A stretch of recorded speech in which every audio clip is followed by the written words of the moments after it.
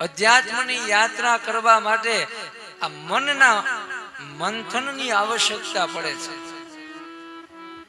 જે પોતાના મનનું મંથન કરે ને એ જ આ સંસારમાં રહી અને ભગવાનને ભજી શકે. આ સંસારની અંદર રહેતા રહેતા દરેક વ્યક્તિના જીવનમાં એક સમય એવો આવે કે એને દુઃખ રૂપી વિષ પીવું પડે, નિંદા રૂપી વિષ પીવું પડે, કલહ રૂપી વિષ પીવું પડે, અશાંતિ રૂપી વિષનું પાન કરવું પડે. ત્યારે આ શિવ કથાને, ભગવાનના નીલકંઠ રૂપની કથાને યાદ કરજો. અદ્ભુત કથા છે. આ કથાને સમુદ્ર મંથનની કથા કહે છે. તો આવો ભગવાનની અદ્ભુત કથામાં પ્રવેશ કરીએ. છઠ્ઠો ચાક્ષુષ મન્વંતર થયો છે. એમાં ભગવાન મહાદેવનો અજીત અવતાર થયો છે. દેવ અને દાનવો ભેગા થયા અને સમુદ્ર મંથન થયું.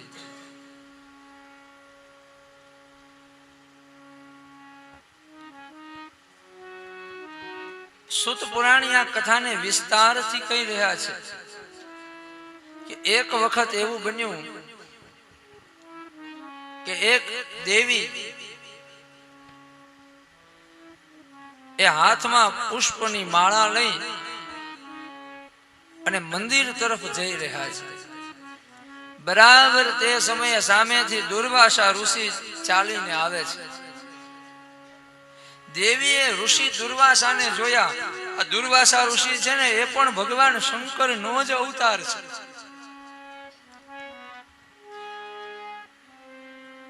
એટલે દેવીએ એ પુષ્પની માળા દુર્વાસાના ગળામાં પહેરાવી. દુર્વાસાએ દેવીના આશીર્વાદ માન્યા છે. દુર્વાસા મુનિ આગળ વધ્યા ત્યારે સામે જોયું તો ઐરાવત હાથી ઉપર બેસી અને ઇન્દ્ર આવી રહ્યા છે. એટલે દુર્વાસા મુનિએ પોતાના ગળામાંથી માળા કાઢી અને એ માળા ઇન્દ્રને આપી છે આશીર્વાદના રૂપમાં. દુર્વાસા વિચાર કરે છે કે આ સ્વર્ગનો રાજા છે, અધિપતિ છે દેવતાઓનો, માટે મુખ્ય વ્યક્તિ છે તેને હું આશીર્વાદ આપું. પણ ઇન્દ્રએ ઋષિના આશીર્વાદનું અપમાન કર્યું, ગુરુના આશીર્વાદનું અપમાન કર્યું. ઇન્દ્રએ એ માળા લઈને નીચે જમીન ઉપર ફેંકી દીધી. ઐરાવત હાથીના પગની નીચે એ માળા કચડાઈ ગઈ. દુર્વાસા મુનિ સામે ઊભા છે. એને જોયું કે આ મારા આશીર્વાદનું અપમાન થઈ રહ્યું છે.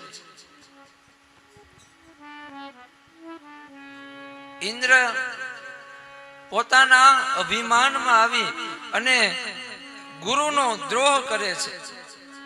એટલે દુર્વાસાએ શ્રાપ આપ્યો કે હે ઇન્દ્ર, તને આ સત્તાનું અભિમાન છે, સંપત્તિનું અભિમાન છે. હે ઇન્દ્ર, તને તારા તેજનું અભિમાન છે અને આ અભિમાનમાં આવી તે સાધુ સંતોનો અનાદર કર્યો.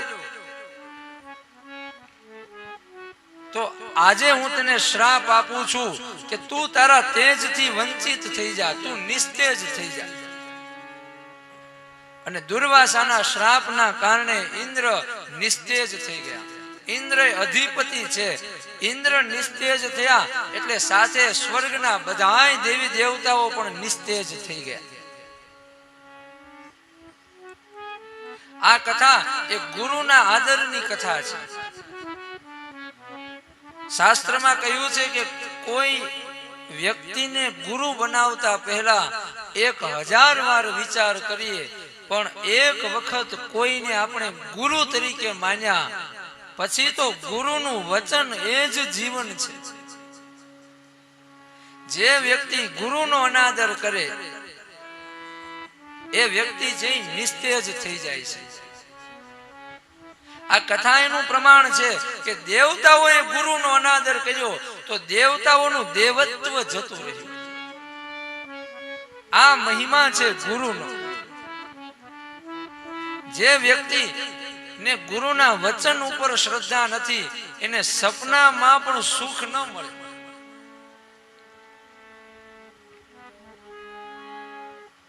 દેવતાઓ નિસ્તેજ થયા એટલે ફરી વખત અસુરોએ આક્રમણ કર્યું, દેવતાઓને એના લોકમાંથી ભગાડી દીધા.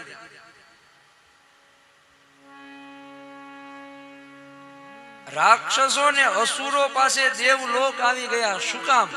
કે રાક્ષસોના જીવનમાં ગમે એટલા દુર્ગુણ હોય પણ રાક્ષસોના જીવનમાં, અસુરોના જીવનમાં એક સદગુણ હતો કે આ બધાય અસુરો છે એ પોતાના ગુરુની નિત્ય નિરંતર સેવા કરે છે. અસુરોના ગુરુ છે શુક્રાચાર્ય. શુક્રાચાર્યના વચન ઉપર અસુરો ચાલ્યા એટલે અસુરો છે એ વિજયી બન્યા. અને દેવતાઓએ ગુરુનો અનાદર કર્યો એટલે દેવતાઓ નિસ્તેજ થઈ ગયા. દેવતાઓની એવી પરિસ્થિતિ થઈ કે દર ભટકવા લાગ્યા. ઘણો સમય થયો એટલે બધા દેવતાઓ એક વખત શિવજી પાસે આવ્યા છે કે હે ભગવાન ભોલેનાથ, અમને ક્ષમા કરો. હવે કોઈ એવો રસ્તો બતાવો કે જેથી અમને અમારા દિવ્ય લોક પાછા મળે. આ અસુરો છે એ આ જગત ઉપર હાવી થઈ ગયા છે. ધીમે ધીમે આ જગતમાંથી એક દેવ નું પ્રમાણ ઘટી રહ્યું છે. દેવતાઓ ઘટી રહ્યા છે. ત્યારે ભગવાને કહ્યું કે તમે સમુદ્રનું મંથન કરો. સમુદ્રના તળિયે અમૃત છે, એ અમૃતનું પાન કરો એટલે તમારા મનમાં જે મૃત્યુનો ભય છે ને એ દૂર થઈ જશે. દેવતાઓએ વિચાર કર્યો કે આ સમુદ્રનું મંથન કરવું એ તો બહુ અઘરું કામ છે, આપણા એકલાથી નહીં થાય. એટલે બધા દેવતાઓ નારાયણ પાસે આવ્યા છે. નારાયણે એક સૂચન આપ્યું. નારાયણ કહે છે કે તમે એક કામ કરો, અસુરોની સાથે, રાક્ષસોની સાથે સંધિ કરી દો અને રાક્ષસોની સહાય લઈ અને તમે સમુદ્રનું મંથન કરો.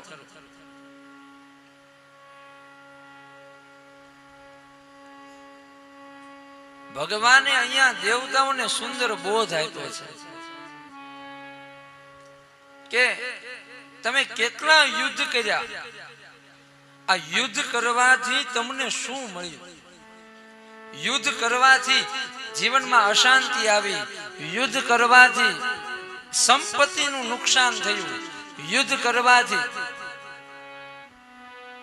કલહ થયો, કંકાસ થયો, યુદ્ધના કારણે જીવન છે એ પતન તરફ ચાલ્યું ગયું.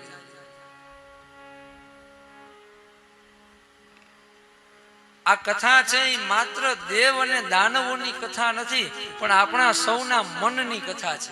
આ મનના મંથનની કથા છે. સોક્રેટીસે એક વખત કહ્યું કે આ જગતમાં માણસ છે ને એ બે જ કામ કરે છે. બહુ અદ્ભુત તત્વચિંતક થઈ ગયા પશ્ચિમમાં સોક્રેટીસ. એમની આ વાત છે. સોક્રેટીસ કહે છે કે માણસ બે જ કામ કરે છે. પહેલું કામ કે માણસ છે ને યુદ્ધ કરે છે. આજે પણ આપણે જોઈએ છીએ ને કે આ પૃથ્વીના ગોળા ઉપર ક્યાંક ને ક્યાંક કોઈ ને કોઈ દેશની વચ્ચે યુદ્ધ ચાલુ જ રહે છે. તો એક વ્યક્તિએ પૂછ્યું કે જ્યારે માણસ યુદ્ધ ન કરતો હોય ત્યારે શું કરે?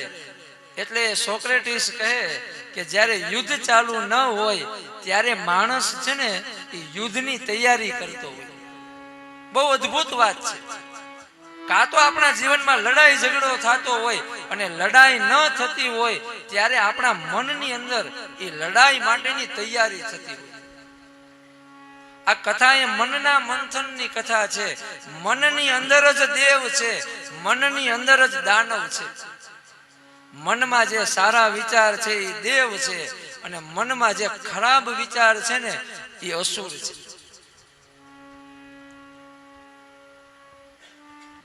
રહસ્યવાદીઓએ કહ્યું છે કે આપણે એક કાગળ અને પેનને લઈ અને આપણા મનમાં જેટલા વિચાર આવે એ બધા વિચારીને લખવા માંડીએ ને તો અડધી કલાકમાં જ એ પેન છે ને અટકી જશે, અને આપણને સ્વયંને એમ થશે કે અરે આ મારા મનની અંદર આટલા બધા અને આવા વિચાર છે.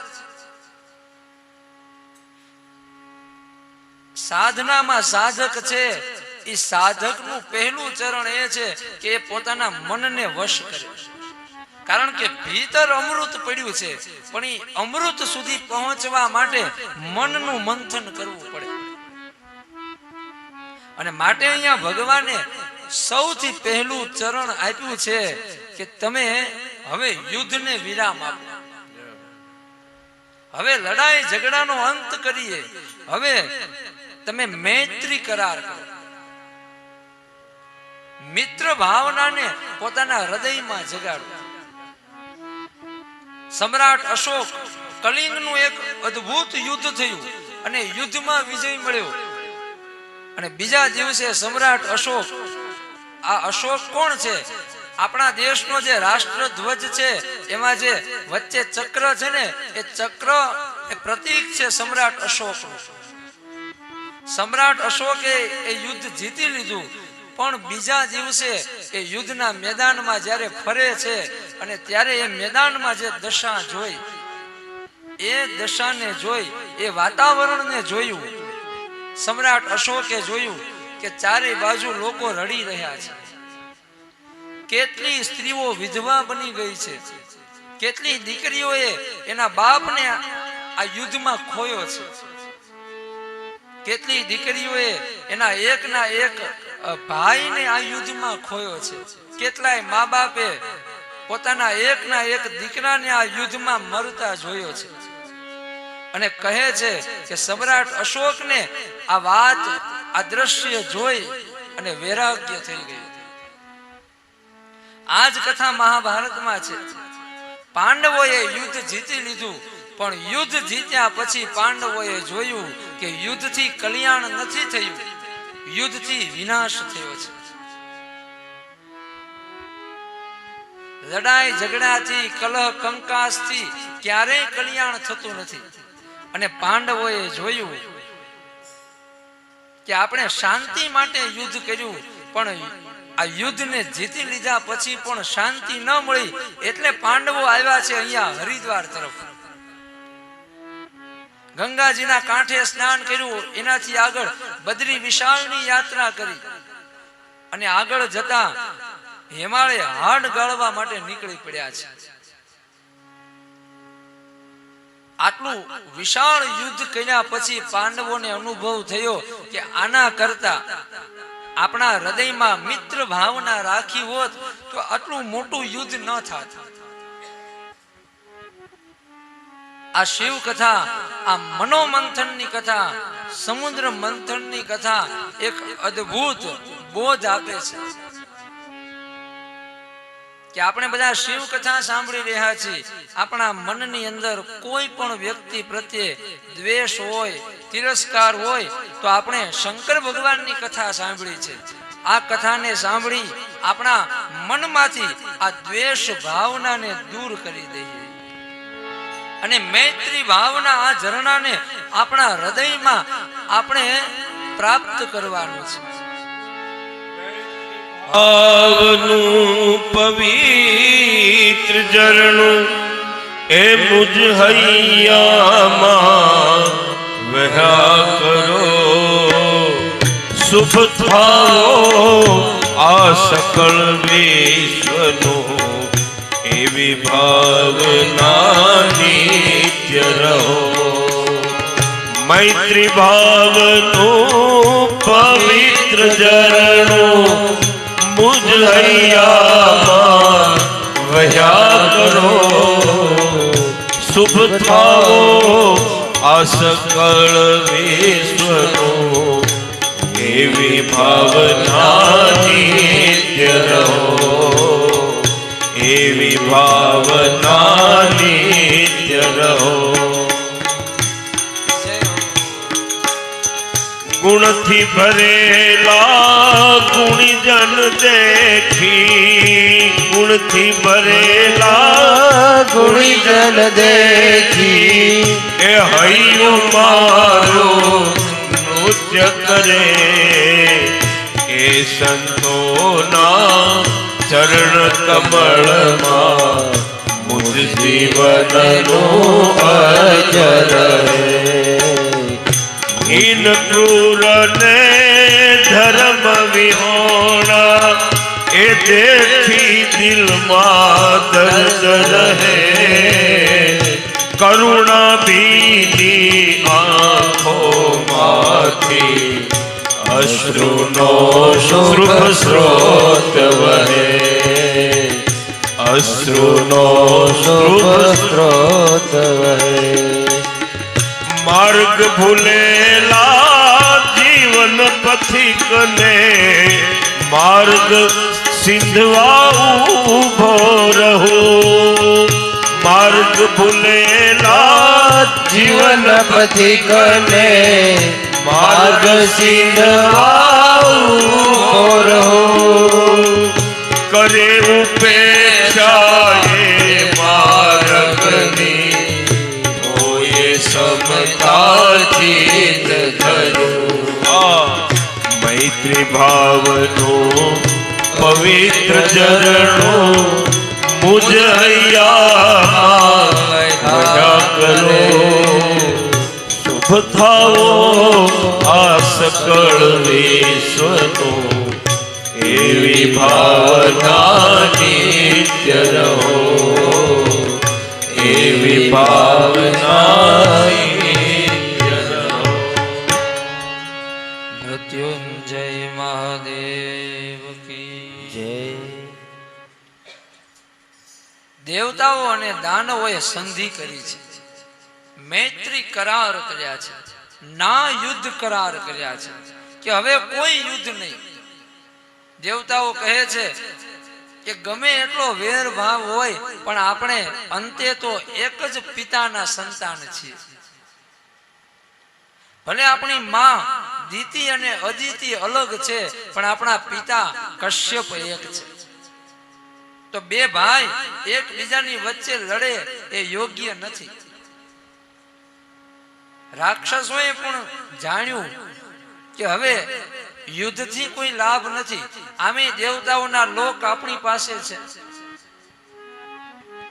દેવતાઓએ કહ્યું કે આપણે સમુદ્રની અંદર જે રત્ન પડ્યા છે ને એ રત્નને પ્રાપ્ત કરીએ. આપણે બધા સાથે મળી અને સમુદ્રનું મંથન કરીએ. એમાંથી જે પણ કંઈ મળશે એને આપણે સરખા ભાગે વહેંચી દઈશું. આ કથાનો અર્થ એવો છે કે આપણા મનની અંદર સારા અને ખરાબ બંને વિચાર છે, પણ આપણા મનના બધાય વિચારને ભગવાનની સાથે જોડી દો. મનના વિચાર જો ભગવાન સાથે જોડાશે તો એક દિવસ જે તળિયે પડ્યું છે એ અમૃત બહાર આવશે. સમુદ્ર મંથનની શરૂઆત થઈ રહી છે. દેવ અને દાનવો ભેગા થયા, સંધિ કરી. જગતની બધી ઔષધિઓને ભેગી કરવામાં આવી. આ બધી ઔષધિઓને ભેગી કરી અને સમુદ્રમાં પધરાવી. મેરુ પર્વતને ઉપાડવામાં આવ્યો. મેરુ પર્વતને લઈ અને દેવ અને દાનવ આવી રહ્યા છે, પણ આ મેરુ પર્વતનો ભાર બહુ વધારે છે એટલે પર્વત પડ્યો નીચે. અને આ મેરુ પર્વત ની નીચે કેટલાય દેવ અને દાનવ દબાઈ ગયા. આ મેરુ પર્વત એટલે કોણ? આ મેરુ છે ને એ મન છે. આ મન છે ને એ બહુ ભારે છે. આ મનનો ભાર સારા સારા મોટા મોટા વિદ્વાનો ઉપાડી શકતા નથી. આપણે આજે રોજે રોજ છાપામાં સમાચારમાં સાંભળીએ છીએ ને કે બહુ ઘણી બધી સમૃદ્ધિ હોય, કેટલી બધી સંપત્તિ હોય, છતાંય એ વ્યક્તિ પોતાનું જીવન ટૂંકાવી નાખે, કારણ કે એને એના મનનો ભાર લાગ્યો છે.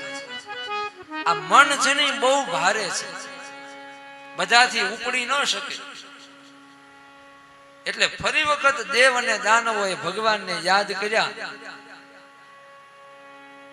ત્યારે ભગવાન શ્રી હરિ નારાયણ ગરુડ ઉપર સવાર થઈને આવ્યા અને જેવી રીતે એક નાનકડું બાળક એક દડો ઉપાડે, એક રમકડું પોતાના હાથમાં રમત રમતમાં ઉપાડી લે, એવી રીતે ભગવાને મંદરાચલને ઉપાડી લીધો અને એ મંદરાચલને લઈ અને સમુદ્રમાં મૂક્યો છે.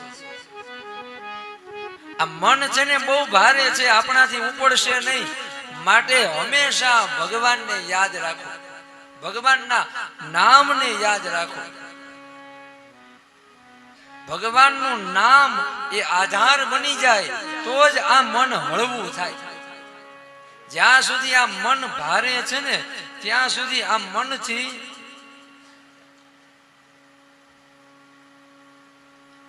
એક કલહ થશે, કંકાશ થશે. કહે છે કે મંદરાચલને સમુદ્રમાં મૂકવામાં આવ્યો, પણ મંદરાચલ સ્થિર નથી રહેતું.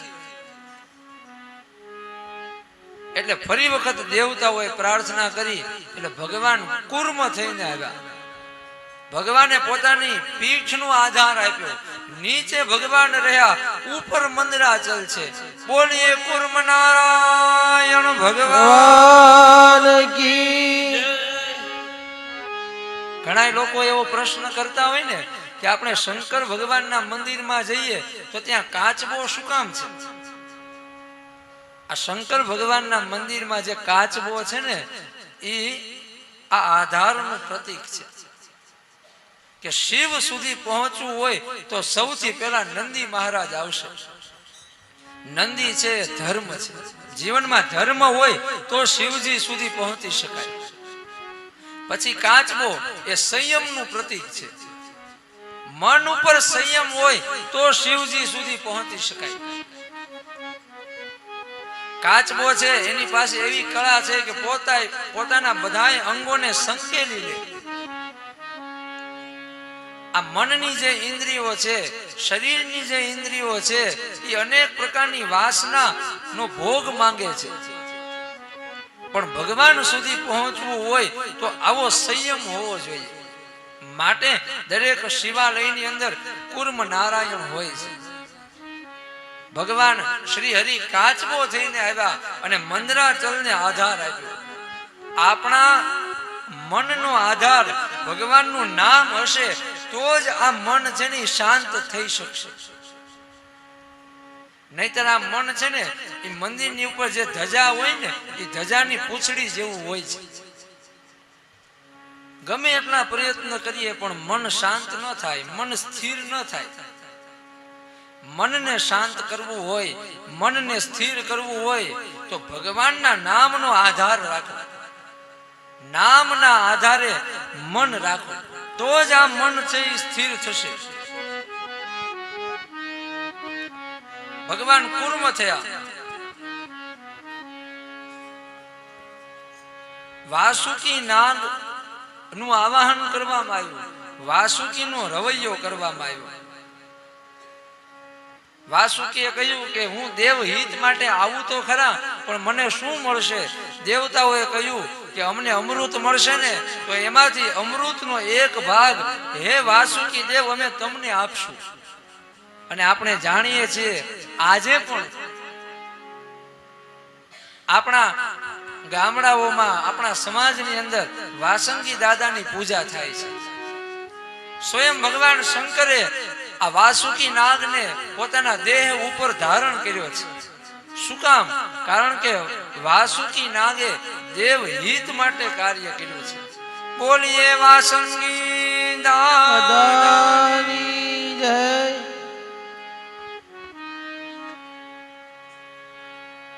વાસુકી નાગના નેત્રા કરવામાં આવ્યા. આ કથા છે એ સૂત્રાત્મક કથા છે. મોટા મોટા આચાર્યોએ આ કથાના અનેક અર્થ આપ્યા છે. આ બધા છે પ્રતીક છે, એ યોગ માર્ગના સૂત્ર છે. આ કથાને માત્ર ઉપરથી ન સાંભળીએ, પણ આ કથાના ઊંડાણને સમજવાનો પ્રયત્ન કરીએ. સમુદ્ર મંથનની શરૂઆત થવા માટે જઈ રહી છે. દેવતાઓ આગળ ઊભા છે. એટલે દાનવોએ કીધું કે આમ નહીં, અમે તમારાથી વધારે તાકાત વાળા છીએ અને આવડું મોટું કાર્ય થવા માટે જઈ રહ્યું છે, તો અમને મોર કરો, અમે આગળ ઊભા રહેશું. એટલે દેવતાઓએ કીધું કે ભલે. દેવતાઓ હવે નાગના પૂંછડા પાસે ઊભા રહ્યા. રાક્ષસો અસુરો છે એ નાગના મોઢા આગળ ઊભા રહ્યા. સમુદ્ર મંથનની શરૂઆત થવા લાગી અને ત્યાં જ નાગના મોઢામાંથી વિષ નીકળવા લાગ્યું. આ કથા શું કહે છે? આ કથા એમ કહે છે કે આગળ રહેવામાં ઘણી માથાકૂટ છે. આગળ રહેવું સહેલું નથી. તમારે કોઈ પણ મોટા કાર્યમાં જો આગળ રહેવું હોય તો કેટલી તકલીફો ભોગવવાની તૈયારી રાખવી પડશે. આ શિવ શક્તિ મહિલા મંડળ દ્વારા આ શિવ કથાનું દિવ્ય આયોજન. આ બધી જ બહેનોને ખબર છે કે આ આયોજન નો સંકલ્પ કર્યો ત્યારથી અત્યાર સુધી કેટલી વ્યવસ્થાઓ માટે કેટલી બધી તકલીફો સહન કરી છે. આગળ રહેવા માટે તકલીફોને સહન કરવાની તૈયારી રાખવી પડે. એમને મોટા સ્ટેજ ઉપર મોટા કાર્યનો ભાર જે વ્યક્તિ ઉપાડે છે એની કેટલીક જવાબદારીઓ હોય છે. ઉદાહરણ તરીકે આ સ્ટેજ ઉપર આટલી ઊંચાઈ ઉપર બેસવું હોય તો એની જવાબદારી પણ ઉપાડવી પડે. આપણે કથાનો સમય રાખ્યો છે કે બરાબર બપોરે 2 વાગે કથા શરૂ થાય. એટલે ગમે એટલી ઊંઘ આવતી હોય પણ અમારે બધાને અહીંયા 1:45 વાગે હાજર થઈ જ જવું પડે, કારણ કે એ જવાબદારી લીધી છે. બીજું કે આગળ રહેવું હોય તો અમારે બહુ સંયમમાં રહેવું પડે.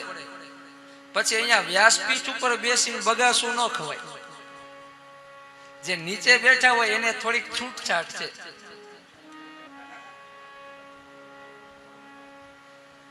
જે લોકોને આગળ રહેવું છે એને અમુક જવાબદારીઓનું પાલન કરવું પડે.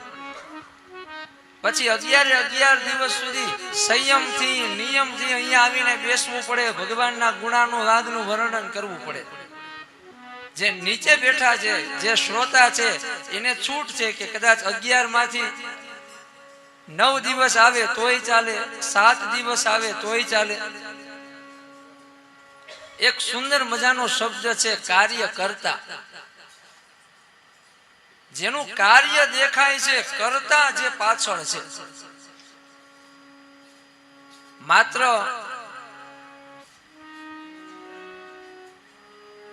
કાર્ય ને સફળ બનાવવા માટે જે પ્રયત્ન કરે છે ને એ સાચો કાર્યકર્તા છે.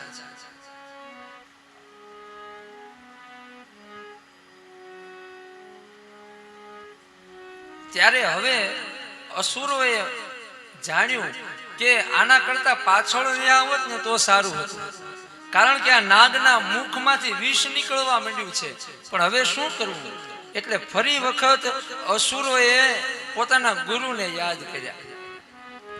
ગુરુદેવ શુક્રાચાર્ય ત્યાં આવ્યા અને સંજીવની વિદ્યાના મંત્રનો પાઠ કર્યો. એટલે નાગના મુખમાંથી જે ઝેર નીકળ્યું હતું એ ઝેરની જે પીડા હતી ને એ શાંત થઈ. ફરી વખત સમુદ્રનું મંથન શરૂ થયું. વાસુકી નાગ હાંફવા લાગ્યો અને સમુદ્રનું મંથન થતા થતા એ સમુદ્રના તળિયેથી એક ભયંકર હળાહળ વિષ પ્રગટ થયું. આ વિષ એટલું બધું ભયંકર છે કે આ હળાહળ ઝેરના કારણે આખું જગત દાઝવા લાગ્યું. દેવતાઓ દાઝ્યા, દાનવો દાઝ્યા અને જગતમાં એક ભયંકર અગ્નિ પ્રગટ થયો. ચારેય બાજુ હાહાકાર થવા લાગ્યો. આશા રાખી હતી અમૃતની, પણ નીકળ્યું ઝેર. એ ઝેર આવ્યું સૌથી પહેલા રાક્ષસો પાસે. રાક્ષસોએ કીધું કે અમે આ ઝેર ન લઈએ. પછી એ ઝેર આવ્યું દેવતાઓ પાસે. દેવતાઓએ કહ્યું કે અમારે તો અમૃત જોઈએ છે, એટલે આ મંથન કર્યું છે, અમે ન લઈએ. બ્રહ્માએ ના પાડી, વિષ્ણુએ ના પાડી. દેવતાઓએ નારાયણને પ્રાર્થના કરી કે આ હળાહળનું પાન કરો. નારાયણ કહે કે અમે તો હવેલીમાં રહીએ છીએ, અમારે ત્યાં તો જે ભક્તો આવે ને તો 56 ભોગ લઈને આવે, આ ઝેર અમે ન પીએ. ચારેય બાજુ દેવતાઓએ જોયું કે આ જગતમાં એવું કોણ છે કે જે ઝેરનું પાન કરી અને જીવિત રહી શકે. આ જગતમાં એવું કોણ છે કે જે વિષનું પાન કરીને પણ અમર થઈ શકે. તો બધાએ એક સાથે એક જ શબ્દનું ઉચ્ચારણ કર્યું અને એ શબ્દ છે શિવ. સ્વયં ભગવાન નારાયણે ભલામણ ચિઠ્ઠી લખી દીધી. સ્વયં ભગવાન નારાયણ દેવતાઓને કહે છે કે તમે બધા કૈલાસ જાઓ અને શિવજીને પ્રાર્થના કરો, શિવજી જ તમારું કલ્યાણ કરશે. એનો એક અર્થ એવો છે કે સ્વયં ભગવાન શ્રી હરિ નારાયણ આપણને એમ કહે છે કે ભલે તમે હવેલી આવો પણ ક્યારેક ક્યારેક શિવજીના મંદિરે જાઓ, ભલે તમે ઠાકોરજીને ભજો પણ શિવજીને ભૂલી ન જાઓ. સ્વયં નારાયણ ભલામણ ચિઠ્ઠી લખી દે છે અને શ્રી હરિની નારાયણ ચિઠ્ઠીને લઈ અને દેવતાઓ આવ્યા છે.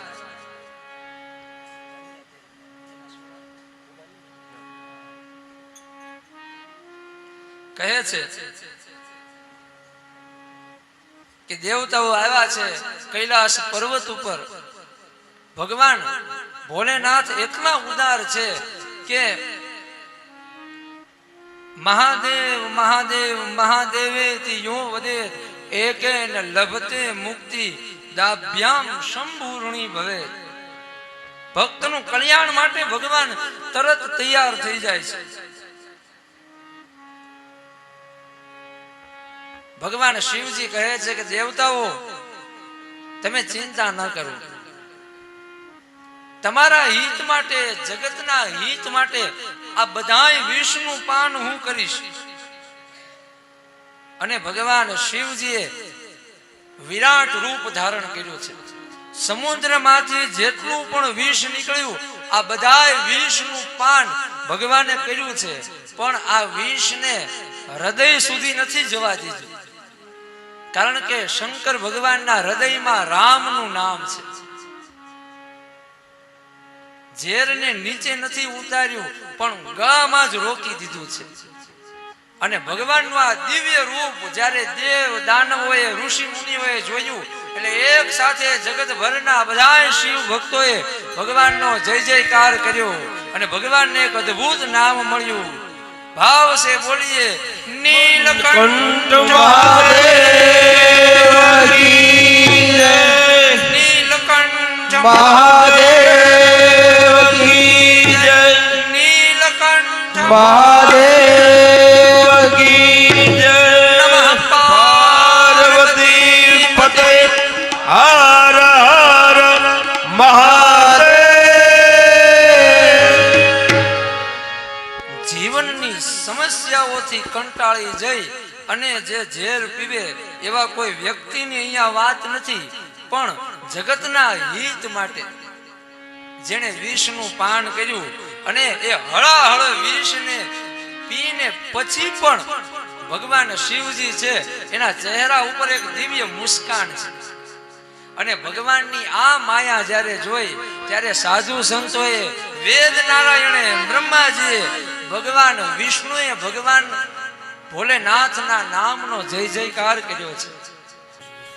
ઓમ નમઃ શિવાય. હરિ ઓમ નમઃ શિવાય. ગાઓ બધા. ઓમ નમઃ શિવાય. હરિ ઓમ નમઃ શિવાય. હરિ ઓમ નમઃ શિવાય. હરિ ઓમ નમઃ શિવાય. ઓમ નમઃ શિવાય.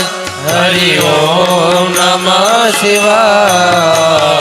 ઓમ નમઃ શિવાય. હરિ ઓમ નમઃ શિવાય. ઓમ નમઃ શિવાય. હરિ ઓમ નમઃ શિવાય. એ ભાઈઓ ગાવો, બહેનો ગાવો, ભાઈઓ ગાઓ, બહેનો ગાઓ, વચ્ચે ગાવો, બૂઢે ગાવો, બચ્ચે ગાઓ, બૂढ़े गाओ. सब मिलकर गावो आज. हरि ओम नमः शिवाय. सब मिलकर गाओ आज. हरि ओम नमः शिवाय. हरि ओम नमः शिवाय. हरि ओम नमः शिवाय. ओम नमः शिवाय. हरि ओम नमः शिवाय. ओम नमः शिवाय. हरि ओम नमः शिवाय. ओम नमः शिवाय. हरि ओम नमः शिवाय.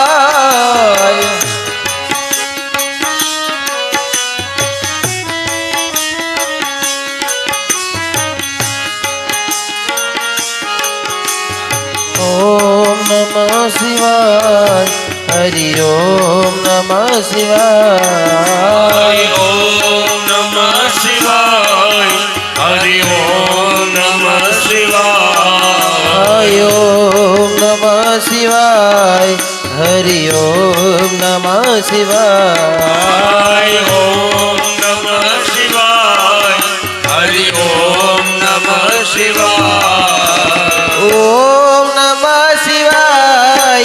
हरि ओम नमः शिवाय. ओम नमः शिवाय. हरि ओम नमः शिवाय. ओम नमः शिवाय. हरि ओम नमः शिवाय. ओम नमः शिवाय. हरि ओम नमः शिवाय. ओम नमः शिवाय. हरि ओम नमः शिवाय. हरि ओम नमः शिवाय. हरि ओम नमः शिवाय. ओम नमः शिवाय. हरि ओम नमः शिवाय. ओम नमः शिवाय. हरि ओम नमः शिवाय. हरि ओम नमः शिवाय. मृत्युंजय महादेव की जय. नीलकंठ महादेव की. શિવપુરાણની અદ્ભુત કથા, સમુદ્ર મંથનની કથા. શિવજીએ હળાહળ વિષનું પાન કર્યું, જગતનું હિત કર્યું. દેવતાઓ શિવજીને વંદન કરી અને વિદાય લે છે. પાછા આવ્યા સમુદ્રના કિનારે. ફરી વખત સમુદ્ર મંથનની શરૂઆત થઈ છે. સમુદ્ર મંથન શરૂ થયું એટલે સૌથી પહેલા કામધેનુ ગાય પ્રગટ થઈ છે. બોલીએ ગૌ માત કી જય. અને આ કથા કહે છે કે આપણને આ પૃથ્વી ઉપર જે ગાય દેખાય છે ને, એ ગાય એને કોઈ સામાન્ય પશુ ન માનો. આ ગાય છે એ તો ભગવાનનું વરદાન છે. સમુદ્રના મંથનમાંથી એ પહેલું તત્વ એ કામધેનુ ગાયના રૂપમાં પ્રગટ થયું છે. આ હરિદ્વારની અંદર અદ્ભુત શિવ કથા એ ઓમ બીમાર નંદી ગૌશાળાની સેવામાં છે. આ ગૌશાળાની શરૂઆતમાં જે ગાયથી થઈ એ ગાય પણ કામધેનુ છે.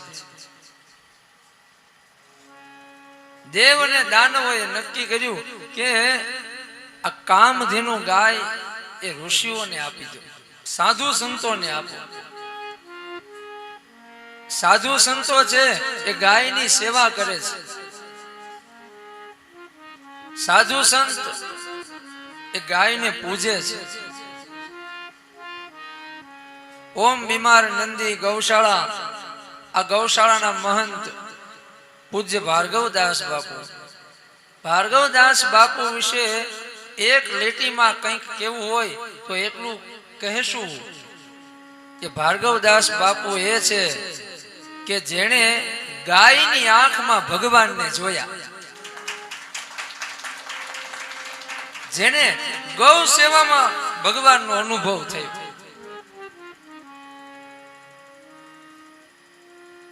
શાસ્ત્ર કહે છે કે ગાય છે એ સામાન્ય પશુ નથી. સામાન્ય પશુની ઉત્પત્તિ આ પૃથ્વી ઉપર થાય, પણ ગાય છે એ તો દેવી તત્વ છે. અને માટે ગાયની સેવા માટે ભગવાન અવતાર લે છે.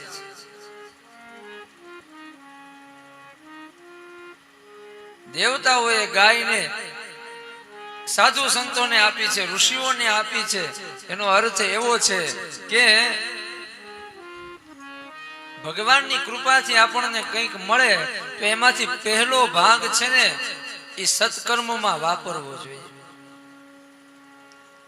આપણે ત્યાં હજી ગામડાઓમાં એવી એક પરંપરા છે કે માતાઓ બહેનો જ્યારે રસોઈ બનાવે એટલે પહેલી જે રોટલી હોય ને એ ગાયને ખવડાવે.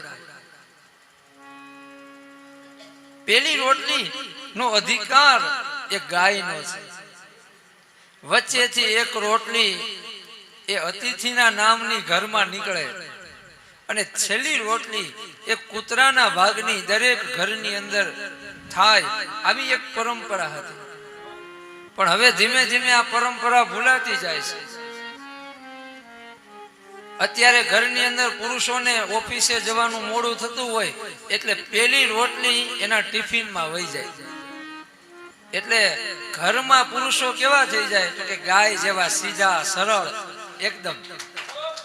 તમે જેનો ભાગ ખાઈ જાઓ એના જેવો સ્વભાવ થઈ જાય. પછી વચ્ચેની જે રોટલી છે એ બાળકોની થાળીમાં આવી જાય. એટલે આપણે જોઈએ છીએ કે અત્યારે બાળકો છે ને આખો દિવસ કંઈક ને કંઈક માંગ્યા જ રાખે, કારણ કે એ રોટલીનો અધિકાર એ યાચકનો છે. યાચકના ભાગનું અન્ન જમી લીધું એટલે બાળકો છે એ આખો દિવસ કંઈક ને કંઈક માંગ્યા રાખે. અને છેલ્લી રોટલી વિશે કંઈ કહેવાય નહીં, એ તમારે સમજવાનું. કહે છે કે તમે જેનો ભાગ ખાઈ જાઓ તમારો સ્વભાવ એવો થઈ જાય. આપણા ઘરની અંદર આપણે એવો સંકલ્પ કરીએ કે આપણા ઘરની અંદર માતાઓ બહેનો એવો સંકલ્પ કરે કે જ્યારે પણ રસોઈ બનાવશું ત્યારે એક રોટલી ગાય માટે કાઢશું. એક રોટલી આંગણે કોઈ અતિથિ યાચક આવે એના માટે, એક રોટલી મૂંગા પશુ માટે આપણે એ ભાગ અલગથી કાઢશું. પુરુષો છે એ એવો સંકલ્પ કરે કે ભગવાન ની કૃપાથી અને મહેનતથી જે પણ કઈ સંપત્તિ અમે મેળવશું એ સંપત્તિમાંથી એક ભાગ કોઈ ધર્મના કાર્યમાં વાપરશું. ભગવાનના કાર્યમાં સંપત્તિ વાપરવામાં આવે તો બાકી વધેલી જે સંપત્તિ છે ને એ ભગવાનનો પ્રસાદ થઈ જાય.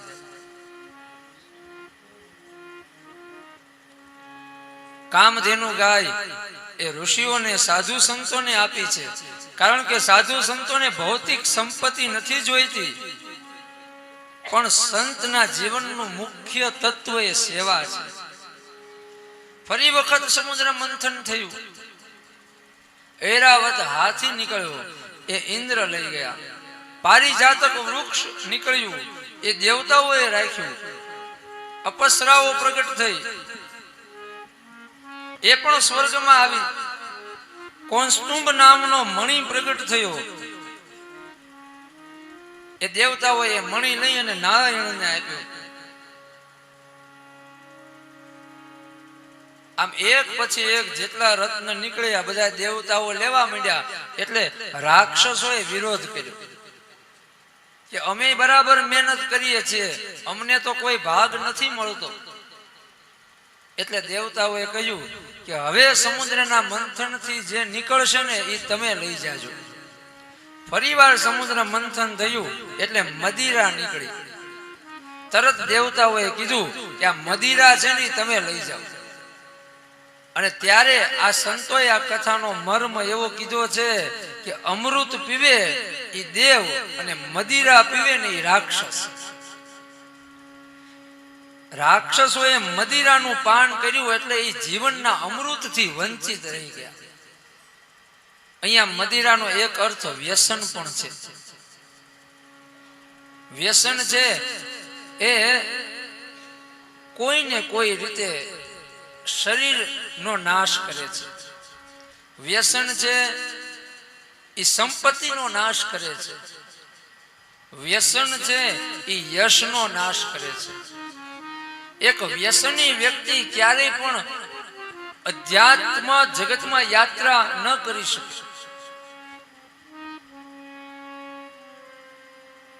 રાક્ષસોએ મદિરાનું પાન કર્યું એટલે એ જીવનના અમૃતથી, ઈશ્વરના અમૃતથી વંચિત રહી ગયા. અને ત્યારબાદ 16 સખીઓની સાથે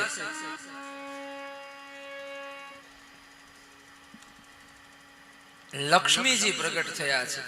બોલીએ લક્ષ્મી મહારાણી કી જય. લક્ષ્મીજીની સાથે જે 16 સખીઓ છે એ 16 સખી એ શ્રી સૂક્તની 16 રૂચા છે.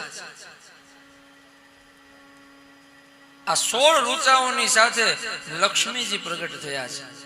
હિરણ્યમ વર્ણામ હરણી સ્વર્ણ રજતસ્ત્રજામ ચંદ્રામ હિરણ્યમયી લક્ષ્મી જાત વેદો આવહ તામ આવહ જાત વેદો લક્ષ્મી મનઃ પગામિની યસ્યા હિરણ્યમિન્દ્રિયં ગામસ્વં પુરુષાણામ.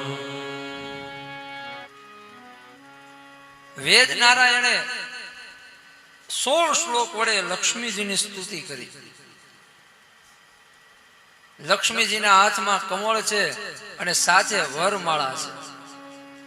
એટલે બધાએ નક્કી કર્યું કે લક્ષ્મીજી છે ને એ હજી કુંવારા છે. એટલે જગતનો સૌથી પહેલો વેલો સ્વયંવર ત્યાં રચાયો છે. સમુદ્રથી લઈને છેક કૈલાસ પર્વત સુધી એક બહુ મોટી લાંબી લાઈન થઈ છે લક્ષ્મીજીને મેળવવા માટે. અને આ પરંપરા હજી છે. આ જગતમાં એવું કોણ છે કે જેને લક્ષ્મીજી ન ગમે?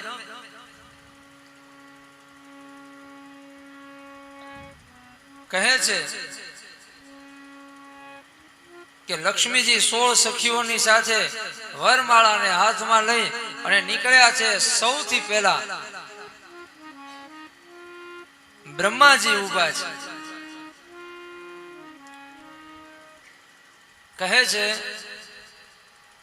કે સખીઓએ ઓળખાણ કરાવી કે આ બ્રહ્માજી છે, જગતના સર્જક છે. લક્ષ્મીએ કહ્યું કે નહીં, હું બ્રહ્માની સાથે લગ્ન નહીં કરું.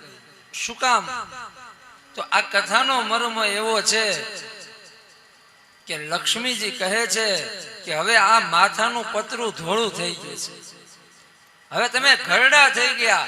હવે તમારે લક્ષ્મીની નહીં પણ સરસ્વતીની જરૂર છે. લક્ષ્મીજી કોની પાસે આવે એની આ કથા છે. ઘણા લોકો એમ કહેતા હોય ને વારંવાર કે અમારી કમાણી તો બહુ છે, પૈસા તો આવે છે પણ ટકતા નથી. તો એવા લોકો આ કથાને પોતાના જીવનમાં ઉતારે. લક્ષ્મીજી કોને ત્યાં રહે એની આ કથા છે.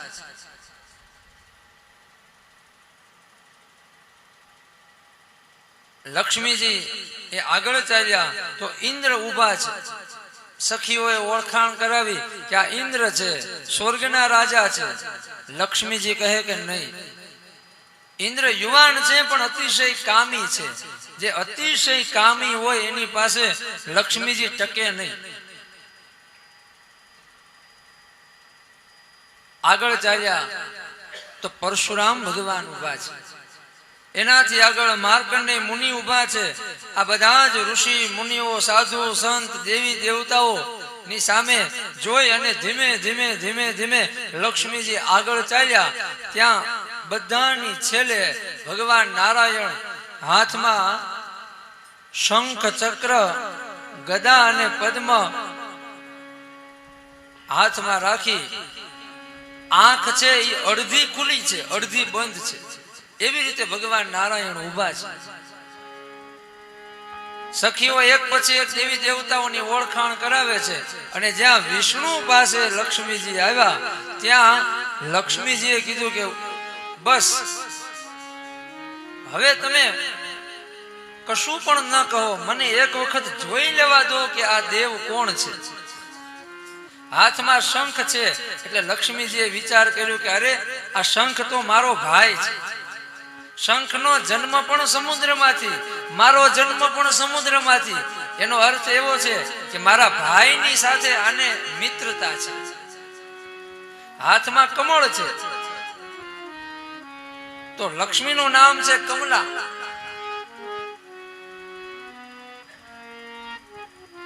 ભગવાન નારાયણ નું એક નિવાસ ક્ષીર સમુદ્રમાં છે. લક્ષ્મીજી કહે કે આ ક્ષીર સમુદ્ર એ તો મારા પિતાનું ઘર છે. એનો અર્થ એવો છે કે મારા પિતાની સાથે પણ આને ભળે છે. અને હવે લક્ષ્મીજી નારાયણના રૂપને જોવે છે કે ઓ કેવું સુંદર રૂપ છે. ત્રિભુવન કમનમ તમાલ વર્ણમ, તમાલ વર્ણ છે. અને ત્રણેય ભુવનમાં આના જેવું સુંદર કોઈ નથી. અને આ જ મર્મને નરસિંહ મહેતા ગાય. હે રંગે રૂડો રૂપે પૂરો દિસતો કોડીલો કોડામણો તારી માતાએ ગેલા જન્મા તેમાં તું અળખામણો એ જળ કમળ છાડી જાય વાળા. રંગે રૂડો રૂપે પૂરો દિસંતો કોડીલો કોડામણો. લક્ષ્મીજીએ જ્યાં આવું અદ્ભુત રૂપ જોયું એટલે તરત વળમાળા પહેરાવી દીધી. અને દેવતાઓએ પુષ્પની વૃષ્ટિ કરી, જય જયકાર થયો. બોલીએ લક્ષ્મી નારાયણ ભગવાન કી. લક્ષ્મીજીએ જ્યાં વરમાળા પહેરાવી એટલે નારાયણે આમ અત્યાર સુધી આંખ છે ને એ અધૂરી હતી, અડધી ઉઘાડી હતી. હવે આમ આંખ પૂરેપૂરી ઉઘાડી અને ચારે બાજુ જોયું. અત્યાર સુધી નારાયણ છે એ પોતાની આંખથી પોતાના ચરણને જોતા હતા, પણ લક્ષ્મીજીએ વરમાળા પહેરાવી એટલે ચારેય બાજુ જોયું. આ કથાનો અર્થ એવો છે કે જ્યાં સુધી તમારી પાસે લક્ષ્મીજી નથી આવ્યા ત્યાં સુધી તમારું ધ્યાન છે ને તમારા આચરણ ઉપર રાખો, તમારા કર્મ ઉપર તમારું ધ્યાન રાખો. આચરણ બરાબર હશે, કર્મ બરાબર હશે તો એક દિવસ લક્ષ્મીજી આવશે.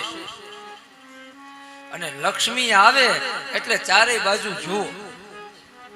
લક્ષ્મી આવે એટલે ચારેય બાજુ જુઓ કે ક્યાંય કોઈને આ લક્ષ્મીની જરૂર છે. મારી પાસે લક્ષ્મીજી આવ્યા છે, આ સંપત્તિ આવી છે, તો આ સંપત્તિને હું કયા સત્કર્મમાં વાપરું. લક્ષ્મીના ત્રણ પ્રકાર છે. કોઈ વ્યક્તિ છે એ લક્ષ્મીને માં કહે છે. જે વ્યક્તિ લક્ષ્મીને માં માને છે, લક્ષ્મીજી સદાને માટે એની સાથે જ રહે છે. જેમ કેમ દીકરો 50 વર્ષનો થઈ જાય પણ માનો પ્રેમ ક્યારેય ઓછો ન થાય. એક બીજો વ્યક્તિ એવો હોય કે જે લક્ષ્મીને દીકરીની જેમ માને,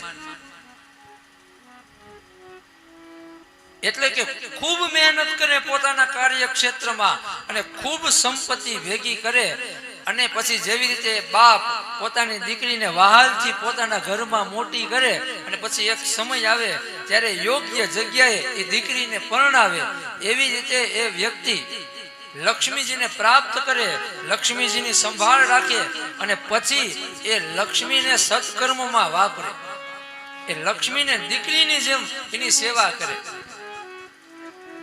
અને ત્રીજો પ્રકાર એને અધમ કીધો છે. જે રાક્ષસો છે, જે અસુરો છે, એ લક્ષ્મીના પતિ થવાનો પ્રયત્ન કરે છે. પણ અહીંયા કથા કહે છે કે લક્ષ્મીના પતિ તો નારાયણ છે. લક્ષ્મીના માલિક ન થઈ શકાય, લક્ષ્મીના પતિ ન થઈ શકાય. લક્ષ્મીને કાં તો માની જેમ સેવા કરવી પડે અને કાં તો દીકરીની જેમ એને સાચવી અને પછી એનો સદુપયોગ કરવો પડે. આવો સુંદર બોધ આપ્યો છે. ભર્તૃહરિએ કહ્યું કે દાન, ભોગ અને નાશ. જો લક્ષ્મીજીને સંપત્તિને સત્કર્મમાં ન વાપરવામાં આવે તો એ સંપત્તિને ભોગવી નથી શકાતી અથવા તો એનો નાશ થઈ જાય છે. આ ધનની 3 ગતિ છે. લક્ષ્મી નારાયણ નો જય જયકાર થયો અને હવે સમુદ્રમાંથી ધન્વંતરી નામના દેવ પ્રગટ થયા. હાથમાં અમૃત કુંભ છે. રાક્ષસોએ ધન્વંતરી દેવ પાસેથી અમૃત કુંભ લઈ લીધો અને રાક્ષસ જ્યાં અમૃત પીવા જાય ત્યાં બીજો એક રાક્ષસ આવ્યો, એના હાથમાંથી અમૃત લઈ લીધું. આમ રાક્ષસો અંદરો અંદર લડાઈ ઝઘડો કરવા લાગ્યા અને એવામાં 4 જગ્યાએ આ અમૃતના બુંદ આ ધરા ઉપર પડ્યા. આજના સમયમાં પણ આ 4 સ્થાન ઉપર કુંભ મેળાનું આયોજન થાય છે. રાક્ષસો ઝઘડો કરવા લાગ્યા. દેવતાઓએ પ્રાર્થના કરી એટલે ભગવાન નારાયણ મોહિની અવતાર ધારણ કરે છે. આજ નારાયણ નારી બન્યા. ભગવાનનું અલૌકિક માયાવી રૂપ. ભગવાન મોહિની થઈને આવ્યા, આખા જગતને મોહ લગાડી દીધો.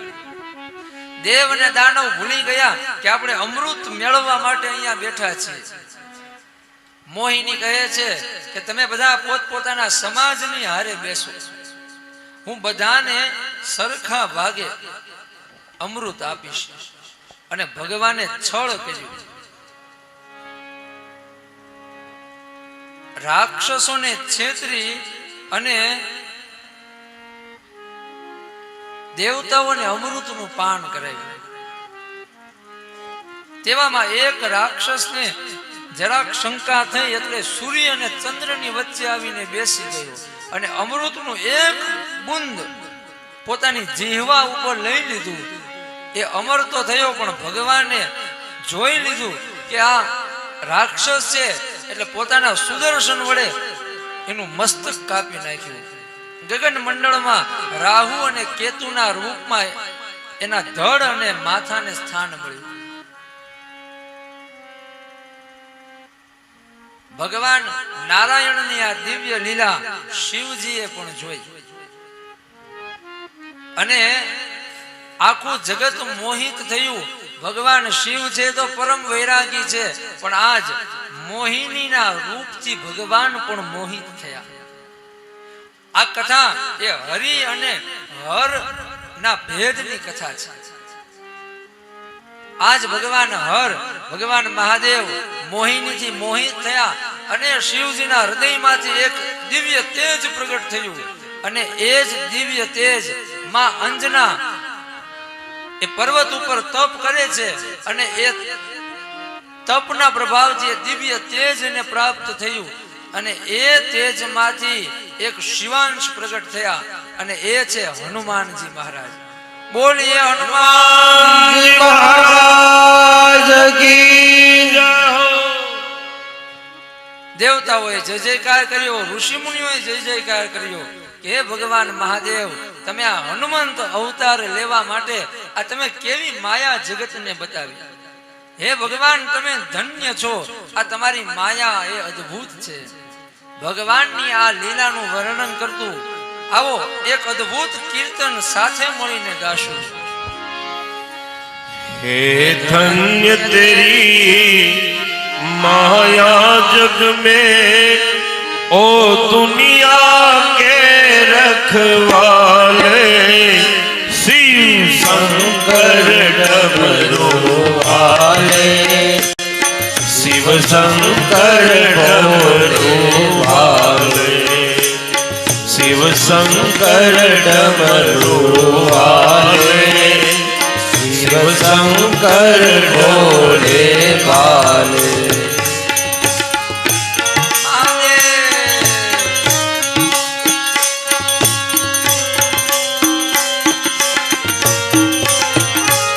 जो ध्यान तेरा मन में डाले, वो जग से मुक्ति पाए.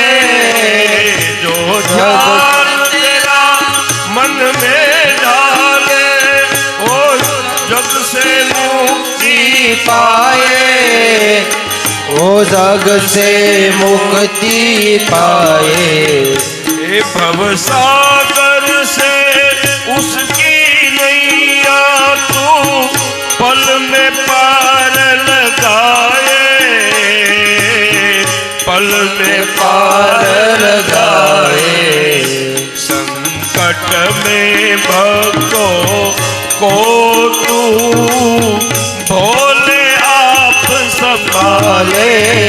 शिव शंकर डमरू वाले, शिव शंकर डमरू वाले.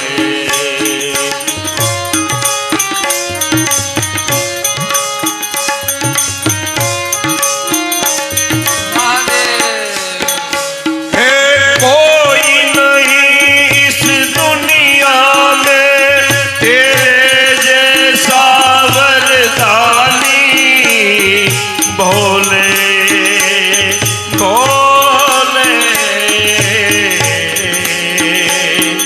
है कोई नहीं इस दुनिया में तेरे जैसा वरदानी, तेरे जैसा वरदानी. नित्य सुमिरन करते नाम तेरा सब संत ऋषि और ज्ञानी, संत ऋषि और ज्ञानी.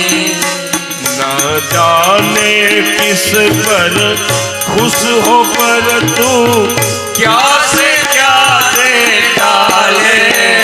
शिव शंकर डमरू वाले, शिव शंकर डमरू वाले.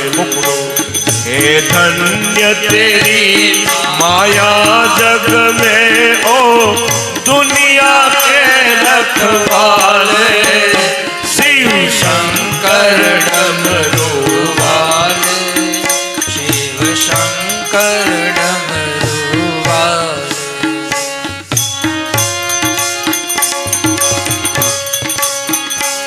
त्रिलोक के स्वामी होकर भी क्या अवघड़ रूप बनाया. त्रिलोक के स्वामी होकर भी क्या अवघड़ रूप बनाया. भोले अवघड़ रूप बनाया. एक कर में डमरू त्रिशूल लिए और नाग गले पे लपटाए, नाग गले में लपटाए. तुम जाग के तुम जान के अमृत पीते और प्रेम से विष के प्याले. शिव शंकर डमरू वाले, शिव शंकर डमरू वाले।